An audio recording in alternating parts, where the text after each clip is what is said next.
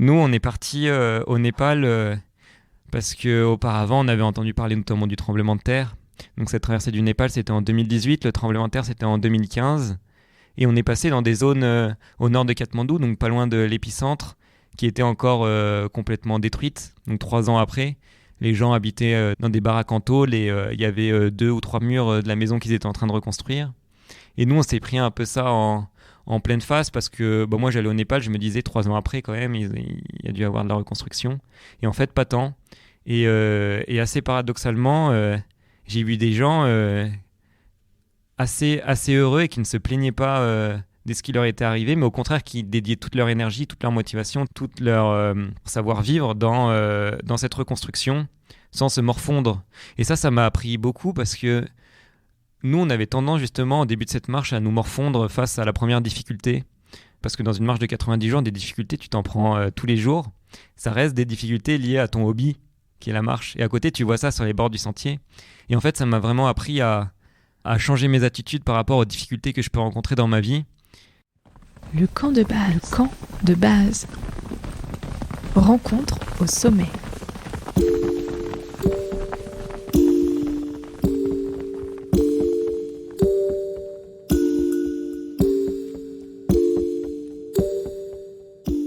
Bonjour et bienvenue dans ce 25e épisode du camp de base, le podcast des rencontres au sommet. Aujourd'hui, j'ai la joie de passer un moment avec Jérémy Biget. Son diplôme d'ingénieur en poche, Jérémy n'a pas suivi la route toute tracée qui lui tendait les bras. Passionné de marche, il part arpenter les montagnes du globe. Mais plus qu'un défi sportif, c'est plutôt les rencontres humaines, à la découverte des cultures du monde, ce après quoi il court. Une superbe leçon de vie et d'humilité. Bonne écoute!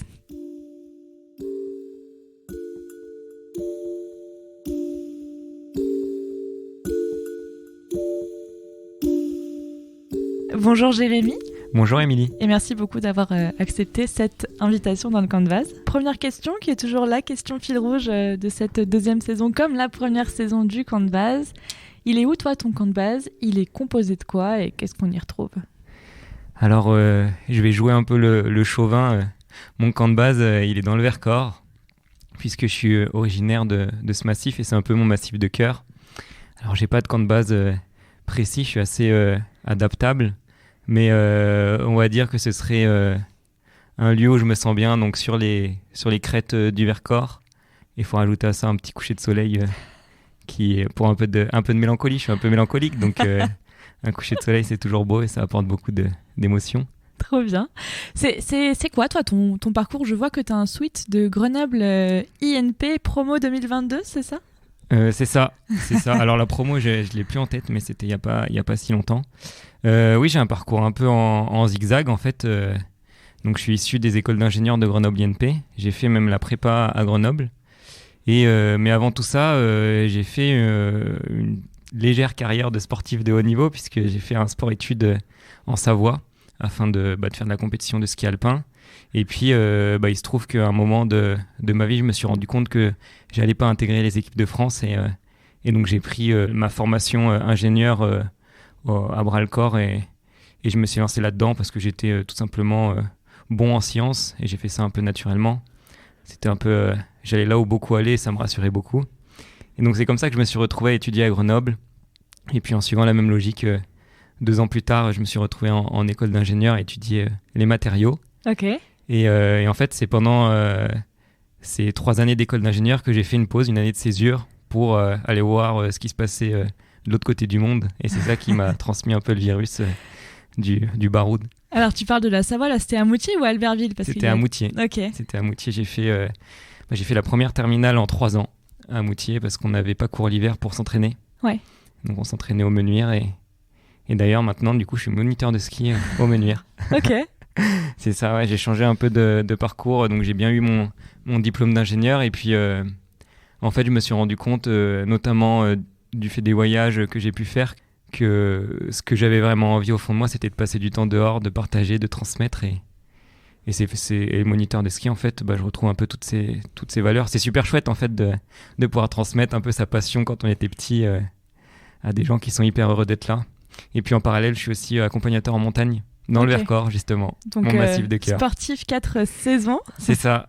Et puis l'ingénierie, pour le moment, un peu en stand-by. Mais ça m'a apporté beaucoup de choses en même temps, en fait. Je regrette pas non plus. Si c'était à refaire, je referais tout pareil. Parce que je pense vraiment que ce sont dans les détours, dans les obstacles que j'ai pu rencontrer, dans les bifurcations que j'ai pu prendre, que j'en suis arrivé à la version actuelle de moi. Et une version fidèle à moi-même. Tu parlais de voyage, c'est quoi ton premier voyage marquant où tu te dis, bon ok, en fait là, il faut que je bifurque de voie. Et d'ailleurs, on reviendra à Caroline Riegel parce que tu es aussi allée au Népal, tu me disais en off. C'est quoi ton premier voyage vraiment marquant où tu te dis, bon là, allons-y quoi. Et faut remonter à 2018, cette année de césure. En fait, jusqu'alors, j'étais habitué du trek et de la randonnée, comme j'étais sur Grenoble, mais j'étais jamais parti plus d'une semaine. Et puis là, il y a un ami, François, qui m'a proposé d'aller traverser le Népal à pied pendant 90 jours. Donc on passait du coup d'une semaine à 90 jours, c'est pas du tout la même discipline.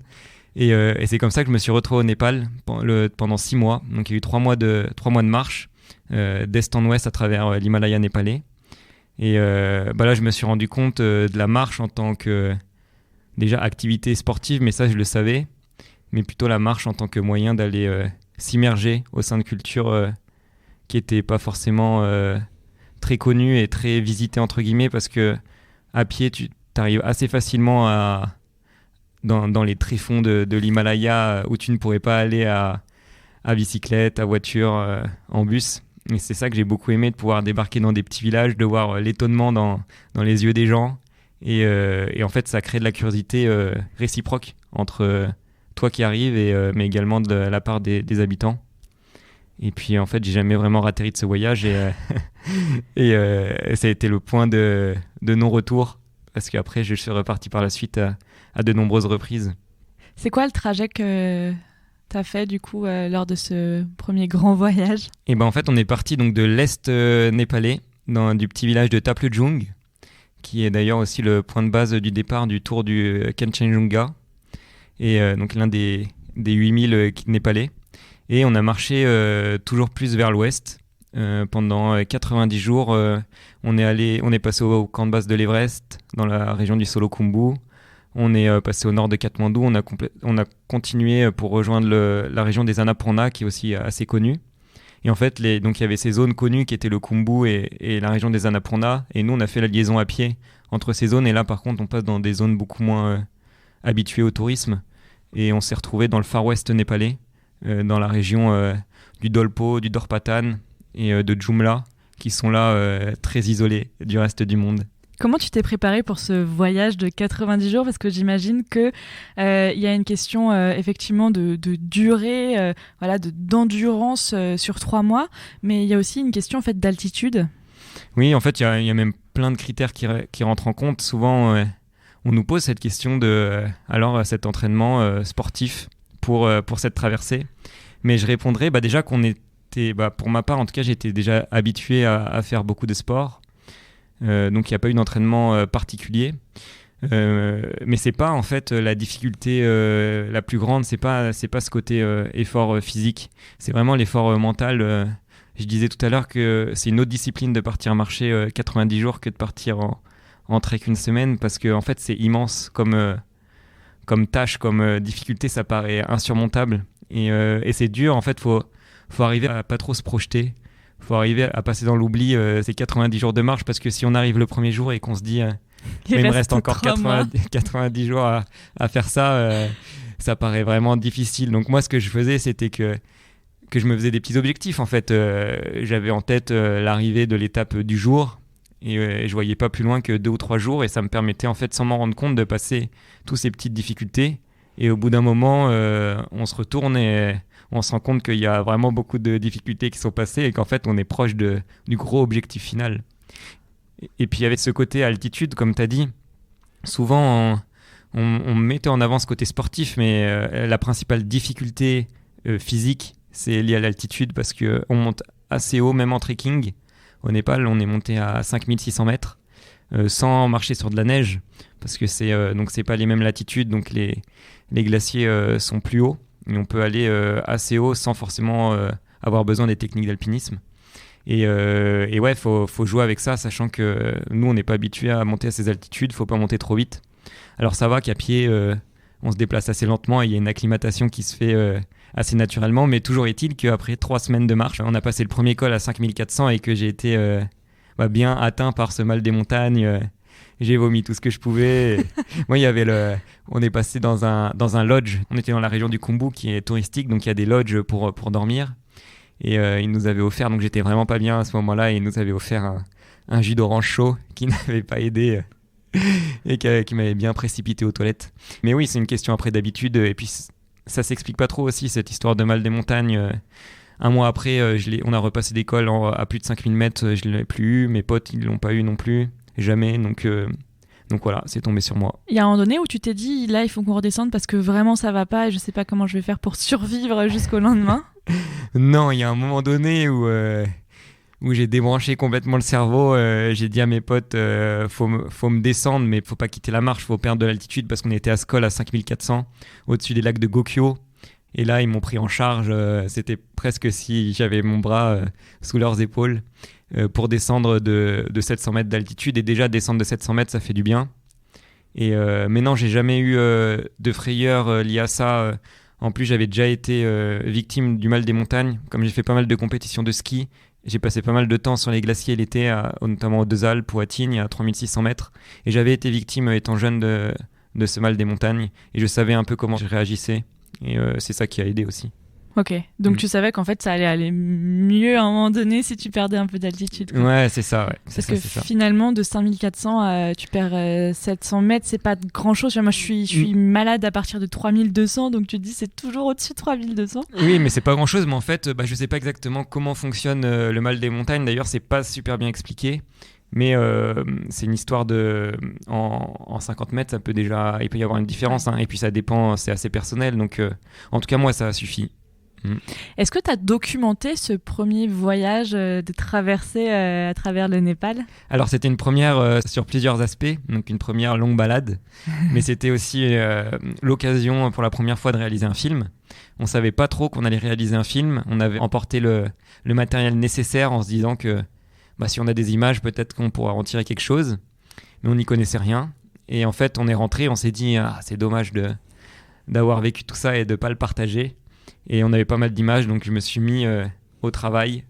J'ai ouvert pour la première fois un logiciel de montage et j'ai essayé de coller les rushs. Et de fil en aiguille, on est arrivé à un petit documentaire qu'on a appelé 400 lieues sur la Terre, en référence à Jules Verne. 400 lieues, donc c'est une unité de mesure, les lieues, et ça représente la distance qu'on a marché au Népal de 1500 km. Et puis voilà, et puis on a pu faire quelques festivals avec ce film. Et puis c'est surtout en fait l'occasion aussi de laisser quelque chose de physique, parce que un film, tu pourras le regarder dans 20-30 ans en te remémorant les souvenirs avec les copains, quoi. Ouais, mais pourquoi du coup t'as choisi de te mettre à l'image ? Il y a le son aussi, puis t'aurais pu te dire que tu pouvais écrire, tu vois, un petit carnet jour après jour. Est-ce que c'est des choses que t'as fait à côté, tu vois, se remémorer aussi pour finalement la narration du film avec un petit carnet jour après jour, ce qui s'est passé ? Est-ce qu'il y a eu d'autres médias en fait à côté que t'as utilisés ? Alors pour ce premier voyage, pas tant, parce que vraiment on n'avait aucune expérience et je prenais des images parce que j'avais un appareil photo. Il n'y avait pas de volonté derrière, j'avais pas d'objectif en tête. On avait un carnet de notes qu'on notait, on participait on a fait cette traversée à 4. Donc on marquait à chacun, on tournait et ça donnait un petit carnet de notes.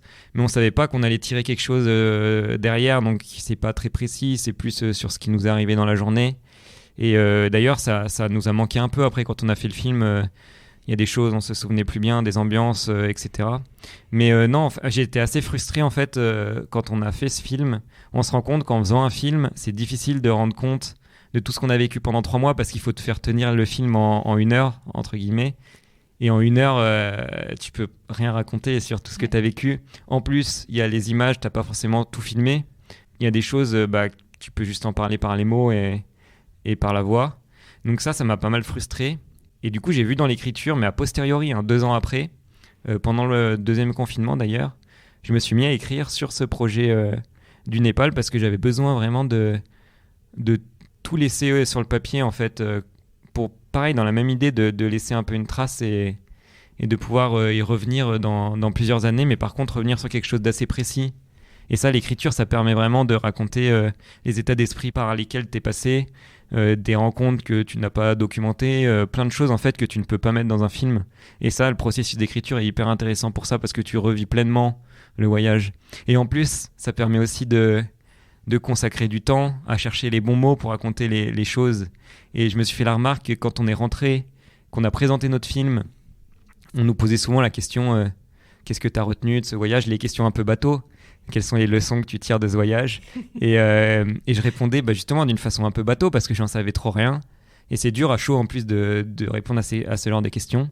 Mais par contre, avoir consacré du temps à l'écriture, ça m'a permis vraiment de pouvoir en parler plus facilement et d'avoir mis des mots sur des choses qui à chaud n'étaient pas possibles. Et qu'est-ce que tu gardes alors de cette culture népalaise et de ce premier voyage finalement c'était la première fois que tu te plongeais dans cette culture. Qu'est-ce que tu en gardes ? Alors, beaucoup d'humilité. Nous, on est partis au Népal parce qu'auparavant, on avait entendu parler notamment du tremblement de terre. Donc, cette traversée du Népal, c'était en 2018. Le tremblement de terre, c'était en 2015. Et on est passé dans des zones au nord de Katmandou, donc pas loin de l'épicentre, qui étaient encore complètement détruites. Donc, 3 ans après, les gens habitaient dans des baraques en tôle et il y avait 2 ou 3 murs de la maison qu'ils étaient en train de reconstruire. Et nous, on s'est pris un peu ça en pleine face parce que moi, j'allais au Népal, je me disais 3 ans après, quand même, il y a dû avoir de la reconstruction. Et en fait, pas tant. Et assez paradoxalement, j'ai vu des gens assez heureux et qui ne se plaignaient pas de ce qui leur était arrivé, mais au contraire, qui dédiaient toute leur énergie, toute leur motivation, tout leur savoir-vivre dans cette reconstruction sans se morfondre. Et ça m'a appris beaucoup parce que nous, on avait tendance justement au début de cette marche à nous morfondre face à la première difficulté. Parce que dans une marche de 90 jours, des difficultés, tu t'en prends tous les jours. Ça reste des difficultés liées à ton hobby, qui est la marche. Et à côté, tu vois ça sur les bords du sentier. Et en fait, ça m'a vraiment appris à changer mes attitudes par rapport aux difficultés que je peux rencontrer dans ma vie. Parce que quand je suis rentré en France, j'ai dressé un peu l'inventaire des problèmes que j'ai dans ma vie, mais qui sont comme tout le monde a ses micro-problèmes. Et justement, en fait, ils étaient à l'échelle de micro-problèmes. Il y en a qui sont plus importants que d'autres, mais la plupart de nos problèmes, ils sont à l'échelle de micro-problèmes. Et en fait, il suffit de les passer un par un et de surtout ne pas se figer dans l'obstacle et d'apprendre à accepter aussi et de s'en servir. Ensuite, tu es reparti. Où est-ce que tu es parti ? Alors, donc déjà, j'ai repris ma 3e année d'école d'ingénieur. Il faut retourner à l'école des fois. Retour aux choses sérieuses. Et donc, j'ai fait mon semestre de 3e année. Et après, il y a le stage de fin d'études. Et en fait, c'est tombé en plein crise du Covid, donc en mars 2020. Et mon stage a été annulé au dernier moment. Il y a tout qui était figé à ce moment-là. C'était dur de trouver un nouveau stage. Donc pendant 2 mois, j'ai essayé de chercher un stage, mais il y avait rien. C'était à plat complet. Et en fait, ça a été l'opportunité pour moi de repartir marcher. Je suis parti, cette fois en France, tout seul aussi, parce que à ce moment-là, il n'y avait personne qui était disponible. Je suis parti traverser les Pyrénées pendant un petit mois par la Haute Route, qui est un itinéraire très montagneux qui suit le fil de la chaîne pyrénéenne. Et c'était aussi un test de partir seul, de partir faire quelque chose d'un peu plus technique qu'au Népal, parce qu'au Népal, on était quand même resté sur les sentiers battus. Et les sentiers battus par les touristes, mais le plus souvent par les Népalais, en fait, qui marchent beaucoup. Et là, c'est un moyen vraiment d'aller faire quelque chose d'un peu plus technique. Et en fait, ça s'est super bien passé. J'ai vu que j'étais capable de rester seul en montagne assez longtemps et que ça ne me portait pas du tout préjudice. Et en fait, que je puisais quelque chose aussi dans cette solitude et que je trouvais ça hyper constructif. T'as documenté ce voyage ? J'ai fait une petite vidéo aussi qui est sur YouTube qui s'appelle « Sur le fil pyrénéen ». Là, je suis parti... C'était un peu pareil. J'avais pas du tout l'idée de faire un film. Donc, il y avait ce film du Népal encore à ce moment-là. Et par contre, je savais que j'avais déjà pris des images, que j'étais capable de prendre des images et pourquoi pas de faire un film. Mais c'était vraiment pas la priorité. Je suis pas parti marcher pour le film. Donc, j'avais juste une petite caméra sportive avec moi. Et j'ai tourné quelques images pendant la traversée. J'ai fait un montage que j'ai mis sur YouTube qui a bien marché. En plus, je suis pas du tout youtubeur. C'était la première vidéo que je mettais sur YouTube. Et en fait, j'ai trouvé que j'ai reçu plein de messages que les gens se reconnaissaient dans ma démarche, qui est en fait assez simple, je trouve. Je prends mon sac à dos et je pousse la porte de chez moi et je pars marcher. Et donc ça m'a plu tout ce côté de pas se cantonner en fait juste à sa propre expérience et que ça dépasse un peu son expérience solitaire et puis ça rend plus facile le retour aussi quand tu as fini une marche assez longue comme ça. Des fois tu es un peu dans les vapes et le fait d'avoir un projet de film, d'avoir des discussions avec les gens dans des festivals par exemple, ça permet de lisser le retour et de le rendre moins brutal. Ok, il y a une espèce de sas de décompression dans l'archivage, quoi. Ouais, c'est ça, donc c'est assez bénéfique. Ensuite, t'as ton diplôme d'ingénieur. Ensuite, du coup, j'ai fait... La petite anecdote, c'est que du coup, je suis parti à travers les Pyrénées sans stage de fin d'études. T'en as trouvé un là-bas ? J'en ai trouvé un pendant la marche. En fait, des fois, je me rends compte qu'en lâchant un peu prise, qu'en cherchant pas à tout contrôler absolument à tout prix, il y a des événements qui surviennent un peu insoupçonnés.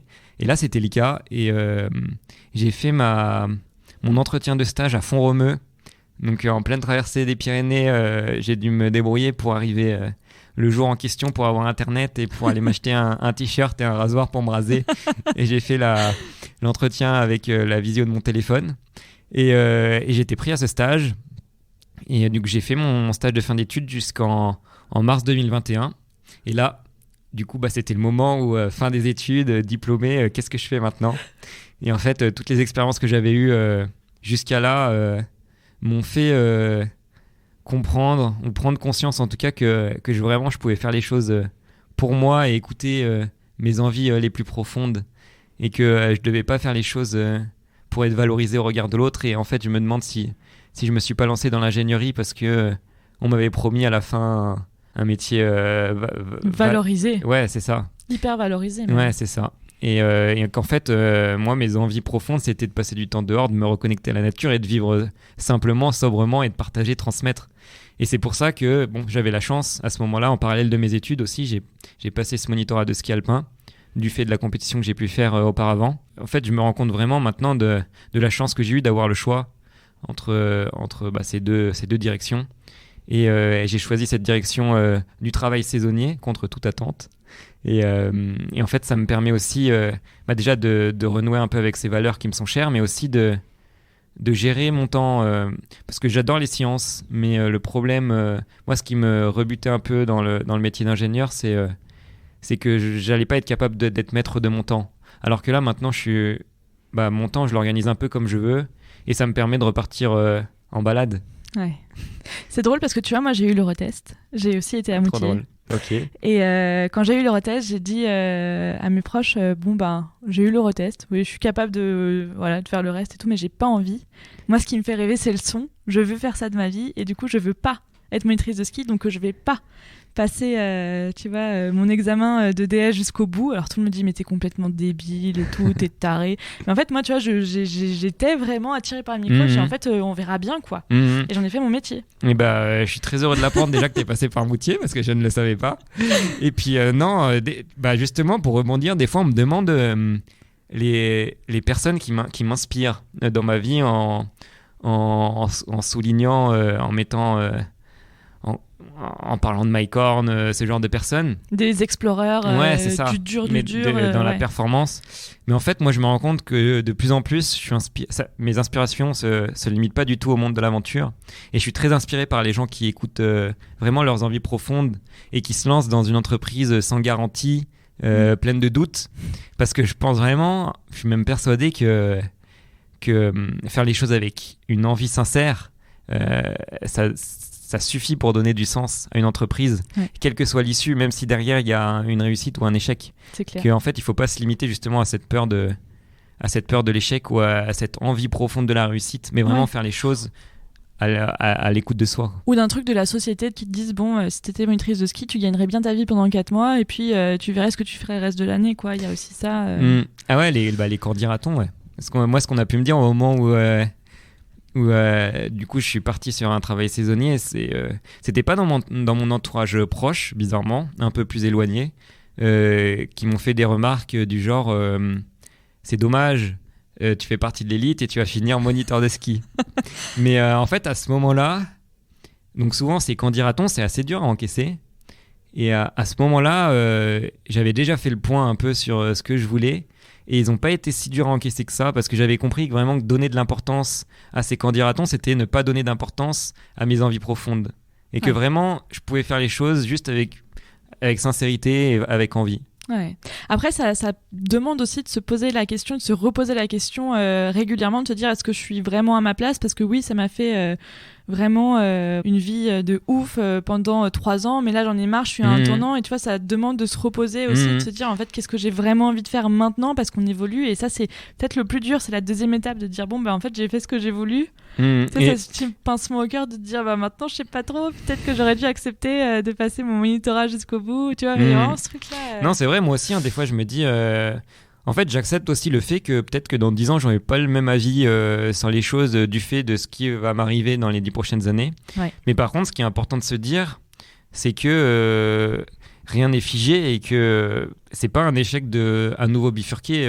Non. Moi, je nommais pas le fait que ça se trouve, à un moment, je vais rechanger. Ça se trouve, à un moment, je vais finir ma vie en tant qu'ingénieur, j'en sais rien. Mais en tout cas, pour le moment, j'en suis là et je reste ouvert à différentes portes qui peuvent s'ouvrir. Ouais. Et c'est un moyen, moi ça me donne du coup le fait de, c'est un peu une sorte de lâcher prise et d'accepter tout événement tel qu'il arrive, ça me réconforte beaucoup et ça m'enlève surtout beaucoup de pression dans mes choix de vie, parce que je sais qu'il n'y a rien qui est arrêté et que voilà, si je pars dans une direction, je pourrais prendre la tangente à tout moment. Ouais, ça c'est clair. Je t'ai rencontré par le biais de la programmation des rencontres ciné-montagne. Donc là, en fait, on est fin novembre 2022. Ton épisode sort dans longtemps, finalement, à l'échelle du temps humain de l'année. T'as proposé un film qui s'appelle Sur le fil des Balkans. Donc, il a été tourné après que tu aies eu ton diplôme d'ingénieur. Ouais. Raconte-nous un peu cette aventure. Du coup, suite à ce choix de mettre l'ingénierie de côté, je me suis dit, allez, je pars faire ce que j'aime le plus à ce moment-là, c'était de marcher. Donc pareil, c'était un projet pas prévu à l'avance. Hein. J'ai pris mon billet de bus, ça devait être 3 semaines ou 2 semaines avant de commencer à marcher. Parce qu'en plus, j'étais dans une période de doute. Je venais de me blesser, j'avais des douleurs aux genoux. Je savais pas trop si j'allais pouvoir marcher.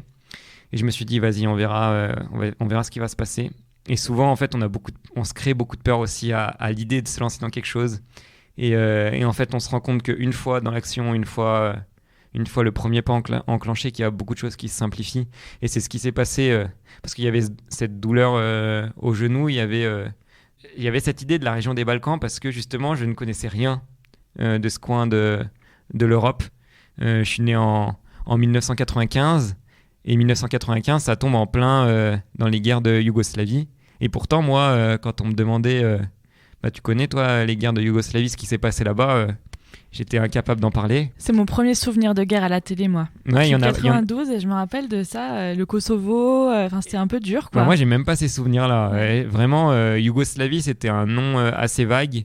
En plus, maintenant, sur les cartes, on le retrouve pas. Et un pays comme le Kosovo, là, comme tu dis, le placer sur une carte, j'aurais pu le placer en Afrique. Hein. Vraiment, j'avais aucune idée de où étaient les frontières dans cette région d'Europe, qui est en fait vraiment pas loin. Je sais plus combien de temps a mis mon bus. J'ai pris un bus de Grenoble pour me retrouver en Croatie. J'y suis arrivé le lendemain matin, quoi. Ouais, c'est ça, c'est 17h, un truc comme ça, entre 17 et 25 heures. Quoi. Ouais, c'est ça, c'est vraiment à notre porte. Et donc là, je voulais... c'était un moyen pour moi de mêler la marche, que j'aime tant, à un cours d'histoire géo et d'aller passer les frontières à pied, parce que en passant les frontières à pied, déjà tu les situes sur une carte. Ouais. Et puis comme je disais tout à l'heure, la marche, ça permet vraiment de s'immerger et d'aller de débarquer dans des petits villages, d'aller discuter avec les gens. J'étais un peu limité, mon cerveau croate n'était pas au top super de sa performant, mais non, comme ça j'ai vraiment déjà situé les pays. Et puis en fait, on se rend compte quand on passe les frontières qu'on voit des marques, des conflits qu'il y a eu lors de l'élaboration de ces frontières. Par exemple, entre la Croatie et la Bosnie, il y a des champs de mines. Donc j'ai été amené à passer des champs de mines à pied. Alors ça me faisait très peur, parce que j'en avais entendu parler en faisant des recherches un peu sur Internet sur les Balkans. En France, nous, on n'est pas du tout habitués aux mines. On voit ça dans les films de guerre et ça se limite à ça. Donc j'avais très peur. Mais encore une fois, quand je suis arrivé sur place, en fait, les terrains minés sont marqués. Comme il y a des terrains minés, tout le monde emprunte le même sentier, donc le chemin il est très bien tracé. Et en fait, il n'y a presque aucun risque d'aller marcher sur une mine. C'est juste très impressionnant de se dire qu'à peut-être 30 mètres de là où t'es, il y a des explosifs. Sur le moment, j'ai jamais eu peur, alors que c'est quelque chose qui me faisait très peur depuis chez moi, devant mon ordi, quoi. Il y a eu ça, il y a eu les bunkers aussi sur la frontière albanaise. Ça, pareil, moi, je connaissais pas l'histoire, j'ai mal le prononcer, mais du dictateur Enver Extra qui a fait construire des bunkers le long de la frontière albanaise. Je crois qu'il y a un bunker pour 17 habitants en Albanie. C'est un truc de malade. Et quand du coup, tu as une grande chance en passant les frontières de voir ces bunkers, parce qu'ils cherchaient à protéger l'Albanie contre toute menace extérieure. Ok. Et non, je suis tombé aussi sur des cadavres de chars d'assaut. Donc des vieux chars qui étaient impactés par les balles, rouillés, qui avaient été abandonnés en montagne. Et en fait, ça attise un peu ta curiosité. Tu vas voir les gens, tu leur demandes et tu apprends sur ce qui s'est passé là. Et maintenant, je peux bien mieux parler des guerres de Yougoslavie. Alors que de base, je suis parti juste marcher, faire un projet sportif. Donc là, c'était vraiment un moyen d'allier ces deux aspects-là. Et en faisant un film aussi, c'était un moyen de réconcilier un peu les gens avec les Balkans, parce que du coup, c'est des pays qui font assez peur du fait des préjugés qu'il y a du fait des guerres de Yougoslavie. Ouais. Alors qu'en réalité, moi, je me suis jamais senti en danger. Et il y a un potentiel montagneux incroyable au Monténégro. Tu peux passer des plateaux qui font penser aux steppes d'Asie centrale. C'est hyper grand. Il y a des bergers, des agriculteurs qui montent en montagne l'été et qui vivent tout simplement avec leurs bêtes. Comme en alpage chez nous, quoi. Comme en alpage, ouais. En Belledonne ou dans le alpage. Vercors. Ouais, c'est ça. Ouais. Ok. Et puis qu'on a aussi une culture de l'accueil phénoménale. En fait, plus tu vas vers l'est, j'ai l'impression, et plus les gens t'ouvrent leurs portes facilement. Le point culminant, ça a été en Albanie, où je me suis fait inviter pas mal de fois. Et même, ils ont une certaine responsabilité à prendre soin de l'étranger. À partir du moment où l'étranger va rentrer dans ton jardin, dans ta propriété, c'est toi qui es responsable de l'étranger. Donc, il faut pas qu'il lui arrive quelque chose. Et ça, tu le ressens, ils sont à tes petits soins. Ouais. Et puis, ça donne envie de faire pareil. Après, quand tu rentres en France, s'il y a un mec qui passe en vélo, t'as envie de lui dire de venir boire une bière et de dormir ici, quoi. Ah, c'est trop cool. Donc à chaque fois tu reprends de la culture, un peu de culture. Donc on avait vraiment le Népal et ce que tu en as dit. Là il y avait vraiment les Balkans et en fait, avec une culture d'accueil. Je me rends compte de plus en plus que mes motivations elles dépassent la marche et la performance sportive. Même si ce que je fais c'est assez dur physiquement, mais c'est pas le chrono, c'est pas la montre qui vont me motiver. C'est vraiment maintenant, je vois la marche plus comme un prétexte. Déjà pour aller voir les gens qui ne me ressemblent pas et apprendre beaucoup, parce que je pense qu'on a beaucoup à apprendre aussi des gens qui ne nous ressemblent pas. Ça donne beaucoup de recul. Et puis c'est un prétexte aussi pour provoquer l'aventure. Parce que j'adore l'aventure. En fait, bizarrement, j'adore me retrouver dans des situations hasardeuses que je ne maîtrise pas forcément. Donc les Balkans, je suis parti avec un tout petit sac de 3,7 kg sur 1 mois et demi, mais sans forcément me mettre en danger. Mais c'était un moyen pour moi de provoquer l'aventure et de faire avec ce que j'avais dans mon petit sac à dos et de m'adapter et de faire avec ce qui survenait chaque jour et de lâcher prise en fait. Et je me rends compte que c'est un moyen de me tenir en haleine et de me garder l'esprit en éveil. Donc c'est super vivifiant. Ouais, je comprends. Et c'est rigolo parce que tu reprends ces morceaux de culture, quoi.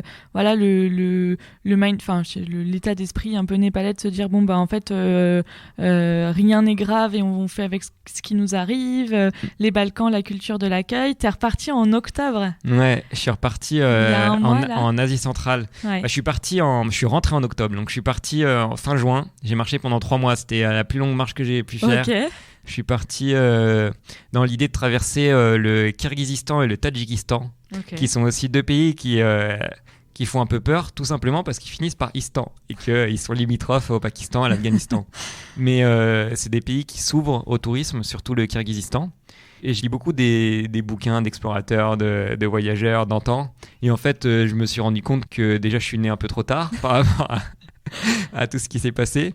Et que tout ce qui s'est passé, ça a eu lieu presque exclusivement en Asie centrale, à la croisée des routes de la soie notamment. Ah ouais. Et donc j'ai cherché à mêler un peu les lignes des bouquins d'explorateurs d'antan à la cartographie soviétique, parce que les soviétiques sous l'URSS, ils avaient tout cartographié leur territoire, donc il y a des cartes qui existent assez précises sur ces régions du monde et de créer un itinéraire, de me frayer un passage des Monts Célestes, qui est la chaîne de montagnes au Kyrgyzstan, jusqu'à la capitale tadjik Douchanbé. C'est Ella Maillard qui fait ce voyage aussi, non ? Ouais, bien. Ouais, c'est ça. Ouais, carrément. Ella Maillard m'a bien inspiré. Ouais. J'ai même essayé de reproduire son parcours au début. Ah ouais ? Donc elle est partie. Donc c'est une Suisse qui a écrit un bouquin des Monts Célestes au Sable Rouge et qui est partie en 1932 explorer ces contrées. Donc c'est l'une des premières occidentales à être allée là-bas. Et elle est partie d'une ville qui s'appelle Karakol, maintenant qui s'appelle Karakol, pour aller jusqu'à la frontière chinoise. Donc c'était en 1932, ça commence à remonter, il n'y avait pas les mêmes axes de communication, et elle a emprunté des cols qui étaient jusqu'alors empruntés par les caravanes des routes de la soie notamment. Et donc elle parle des noms des cols dans son bouquin, et moi j'ai cherché à retrouver ces cols qui sont maintenant plus utilisés parce qu'il y a des routes qui contournent les massifs et ça va beaucoup plus vite d'emprunter les routes. Mais du coup, j'ai cherché le col Djukuchak, elle en parle, qu'elle a pris à l'aller en allant vers le sud, qui est à 4042 mètres. Et je l'ai retrouvé sur les cartes. Sauf qu'en me renseignant sur place, il n'y a plus personne qui l'utilise. Il y a un glacier à traverser d'ailleurs. Ce qui me rassurait, c'était que dans son bouquin, elle l'a fait avec des chevaux. Moi, j'étais à pied, donc j'avais un peu plus de marge de main-d'œuvre. Et en fait, ça s'est bien passé. J'ai traversé ce glacier sur les pas d'Ella Maillard, qui était passé là 90 ans auparavant. Excellent. Pour me retrouver sur les hauts plateaux d'Arabelle, qu'elle décrit aussi comme quelque chose de très sauvage, mais qu'elle décrit pas assez comme quelque chose de très sauvage parce que c'est sauvage. C'est sauvage et c'est surtout immense. C'est vraiment très grand et quand t'es à pied, elle était à cheval, donc je pense déjà les distances passent un peu plus vite et tu sens pas aussi le sol marécageux qui est vraiment marécageux. Et à pied pendant 2 jours, je me suis vraiment demandé ce que je faisais là parce que c'est immense. Il y a personne, il y a beaucoup trop de vent sur ces plateaux, donc les nomades d'Asie centrale n'habitent pas ce plateau. L'hiver, le sol est gelé et l'été, il y a toute l'eau qui ressort, donc ça fait vraiment un sol spongieux. Une tourbière, quoi. Ouais, c'est ça. Okay. Et tu marches donc avec le vent de face sur 60 km à peu près. Et c'est pas un endroit pour l'être humain, ça te remet à ta place. C'est marrant parce qu'en 1935, du coup, elle suit Peter Fleming, ou Peter Fleming la suit. En tout cas, ils sont 2 étrangers, se disent bon, là on est à Pékin, il faut qu'on repasse par l'Himalaya pour aller de l'autre côté. On a perdu l'expédition Citroën quelques années auparavant, on n'a jamais retrouvé l'exploration. Ils se disent bon, on y va. Et il y a une superbe image, tu sais, quand elle est sur son cheval et qu'elle s'ennuie. Et en fait, elle s'amuse avec les ombres qui passent en fait durant la journée. Non, je l'ai pas vu, ok. Et c'est Oasis interdite. Ouais, j'ai entendu. Je l'ai pas lu, mais j'ai entendu parler de ce bouquin aussi. De Pékin jusqu'au Pakistan, il me semble. Hein. Ouais, c'est possible. Donc c'est 1935. Donc je crois que c'est le retour du voyage que toi t'as entrepris en fait, parce que c'est 1932, c'est ça ? Ouais, c'est ça, ouais, 1932. Et il y a aussi des superbes écrits. Donc Peter Fleming, en fait, qui a inspiré à Ian Fleming le personnage de James Bond. Ok. Et c'était son frère, en fait, l'écrivain de, mais j'en apprends trop, de James Bond. Trop bien. Et en fait, c'est ce Peter Fleming qu'on soupçonne en fait d'avoir été au service de la couronne quand il était en Orient. Ok. Voilà.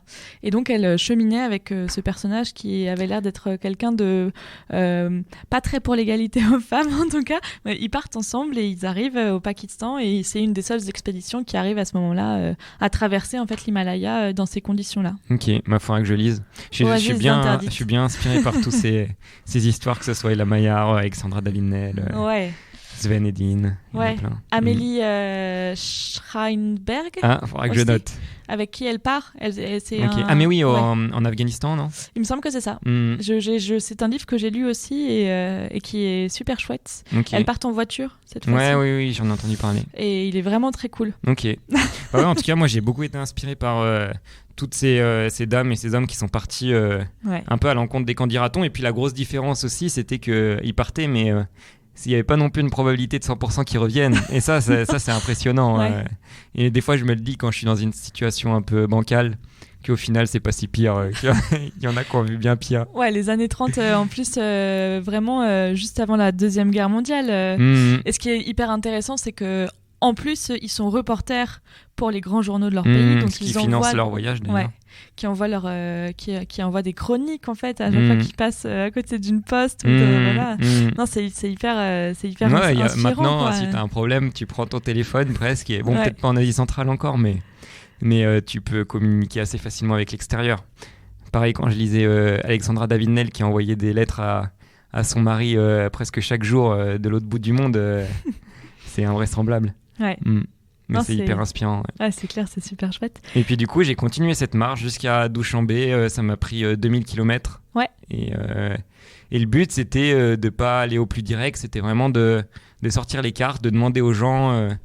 Et si eux me parlaient d'un col qui attisait un peu ma curiosité, je faisais le détour pour aller voir ce col.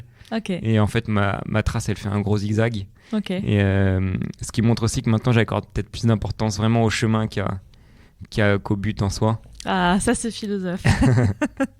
Trop bien. Et est-ce que tu as fait des images pendant ton... Ouais, donc là, contrairement aux trois fois d'avant, je suis parti... Équipé. Équipé. Je suis parti avec 5 kilos de matériel. Donc ça reste très peu. Ouais. Mais toujours dans cet objectif de dépouillement et parce que j'aime ne pas dépendre des objets. Et vraiment, comme je disais tout à l'heure, essayer de m'adapter pour bivouaquer.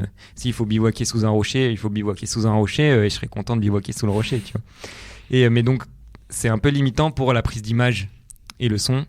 Et donc là, jusqu'alors, dans les Pyrénées, dans les Balkans, si on met à part le Népal où on avait des sacs vraiment de 15 kilos, donc ça nous permettait de transporter du matériel, de quoi faire un film digne de ce nom. Les Balkans et les Pyrénées, j'avais vraiment qu'une petite caméra sportive et on voit vraiment les limites. C'est très bien parce que si tu te rapproches du personnage, parce que c'est un peu plus humain comment c'est filmé. Par contre, il y a des limites pour la qualité, la stabilisation, pour le son. Je me rends compte des limites. Une caméra sportive, c'est super bien pour filmer l'action. Par contre, il y a des choses un peu plus contemplatives que tu peux pas filmer. Ouais, on n'est pas sur du documentaire. Ouais, c'est ça. Donc là, je suis parti toujours avec des moyens restreints, mais un peu plus équipé quand même. J'avais donc une caméra sportive déjà bien plus récente. Maintenant, elles sont beaucoup plus stabilisées. J'avais un micro et j'avais un compact, donc un petit appareil photo qui me permettait de prendre des photos et aussi de filmer. Et ça change un peu la dimension aussi parce que ça m'a permis de filmer les à côté. En fait, sur les films des Pyrénées et des Balkans, mine de rien, on voit quand même beaucoup ma tête parce que je suis avec une caméra sportive et que c'est propice à filmer ce genre de plan. Là, j'ai pu vraiment filmer un peu l'extérieur, mes rencontres avec les nomades, des plans en plus de paysages, des plans de vie locale quand ils utilisent les crémeuses, le moulin à écrémer pour séparer la crème du lait, par exemple. Plein de petits détails comme ça, en fait, que tu peux pas rendre compte avec une caméra sportive. Ouais. Donc, j'espère que le film... donc, je suis en plein montage du film. Et j'espère que le film... il y aura un peu moins de plans de ma tête. J'en ai un peu marre de voir ma tête. Donc, on verra bien pour le printemps, j'espère. Ok. Donc, le printemps 2023. Ouais. Qu'est-ce qu'on te souhaite pour la suite, alors, Jérémy ? De continuer de rouler ma bosse à travers les montagnes du monde et les montagnes chameau, locales. Finalement, c'est ça j'en ai croisé d'ailleurs. Ouais. D'ailleurs, c'est marrant parce que maintenant, je pense qu'ils étaient là plus pour le tourisme. Il y a un lac qui s'appelle le lac Sangkul au Kirghizistan qui est très touristique. Et là, j'ai croisé des chameaux sur les rives de ce lac. Et c'était un petit clin d'œil à l'histoire parce que je sais que les caravanes des routes de la soie étaient... il y avait beaucoup de chameaux dans ces caravanes. Donc je me suis dit, je marche bien sur les traces de mes chimères. Écoute, si tu l'as pas lu, il faudrait que tu lises le premier tome de... Il me semble que ça s'appelle Souffle d'Orient.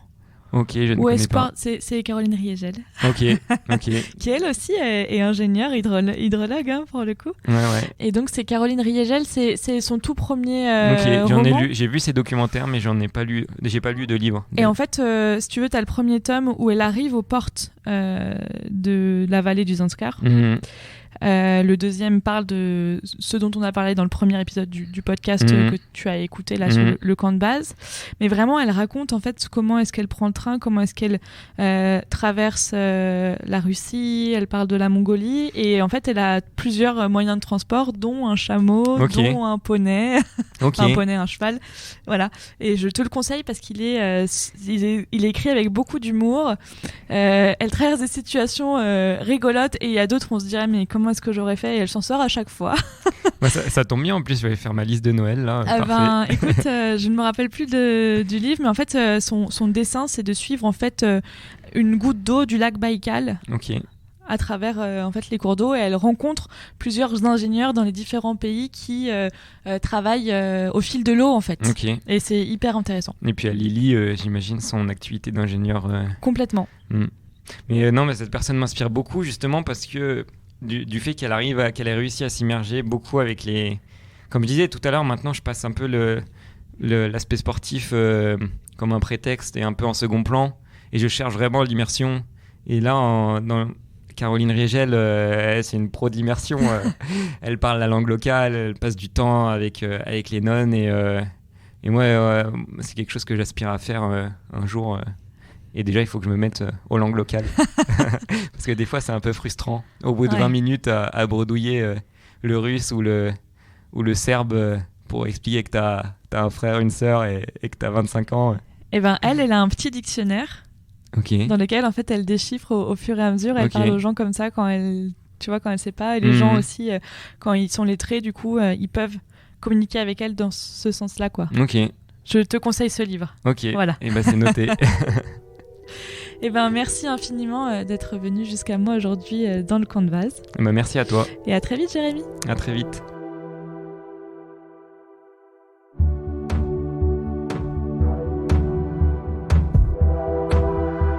Le 25e épisode du Camp de base avec Jérémy Biget, c'est déjà terminé pour aujourd'hui. Le Camp de base est disponible sur toutes les plateformes de podcast gratuitement. Pour montrer votre soutien, vous pouvez laisser 5 étoiles et un mot d'amour sur Spotify ou Apple Podcast. Mais vous pouvez aussi suivre le Camp de base sur Instagram, LinkedIn et Twitter, ou recommander cet épisode à vos proches. Ça ne vous coûte rien, mais ça m'aide grandement à faire reconnaître mon travail.